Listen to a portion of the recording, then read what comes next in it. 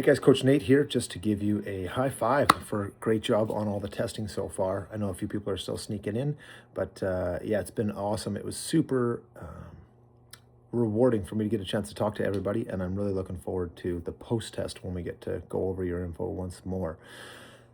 I'm going to splice in a quick video here that shows you kind of the Inbody sheet as a reminder of what we went over, as well as some of the common recommendations I had for everybody at the end of that.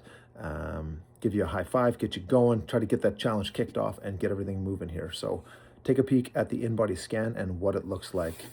Okay, so here's the Inbody sheet, right? So what we can see here is we've got the total body water, lean mass, body fat mass, body weight of a participant here. Okay, so we've got that weight is going to be again here in our graph. So we've got weight, muscle mass, body fat mass. And here we're looking for that D-shaped curve, or at least an I. We're trying to get away from a C-shaped curve. We talked about that. Down here we got body fat percentages, we've got BMIs, we've got our segmental analysis, so right to left balance, that kind of stuff. And then you start to get a graph down the bottom as it fills in. Over here we've got our basal metabolic rate. So we talked about how that is supposed to be the minimum calories that we're eating in a day, and then we exercise on top of that, and then we deficit from the exercise number, right? But this is how much our body needs, organs and brain, just to survive on a daily basis. So things that we talked about there are trying to increase our muscle mass, decrease our fat mass, which will then lower our body fat percentage and get ourselves to the healthy weight that we're looking for. Again, that's the basic sheet. All the basic info. Lots of info to glean from that sheet there. Some of the main recommendations that we talked about, 0.75 to 1 gram per pound of body weight. So we're looking at of protein. So we're looking to have at least 0.75 grams per pound of body weight. So if I'm 200 pounds, I need at least 150 grams of protein a day. If I'm trying to gain muscle, I'm looking more towards 200 grams of protein a day. So that's 1 gram per pound of body weight. If we're looking to lose fat, we still want to prioritize protein and be eating at least 0.75. That's going to do many things. I said it's going to, satiety, it's going to make you feel less hungry. So it's going to fill you up more. It's going to chew up a bunch of your calories because we've eaten so much protein that we're already at a certain calorie number and there's not as much room for fat and carbs after that. And then it's going to help us replenish our proteins to build our muscles, right? And that's what we need. Most of us are low on that. I know there's quite a few people that are maybe fasting, we'll call it. I'd say that you're just not eating.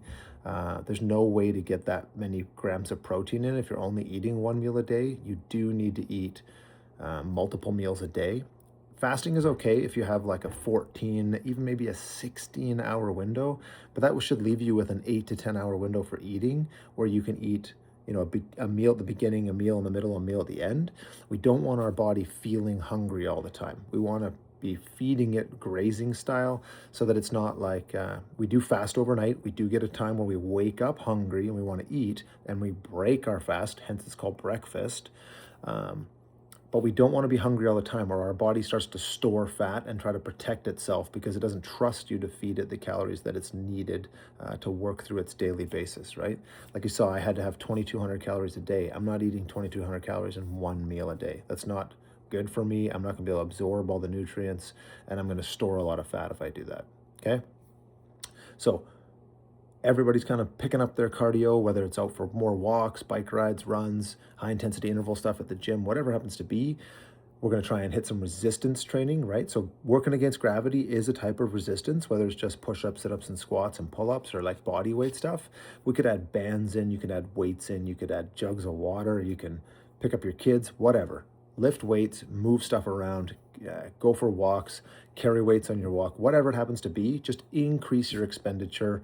There's things called NEAT, it's like non-energy athletic treatment, I can't remember what it's fully called, but the idea is that you park farther from the grocery store entrance, you take the stairs more often, you just do things that aren't purely exercise based, but it's going to increase your caloric expenditure during the day just because you have to walk a little farther, carry a little bit, whatever it happens to be, right?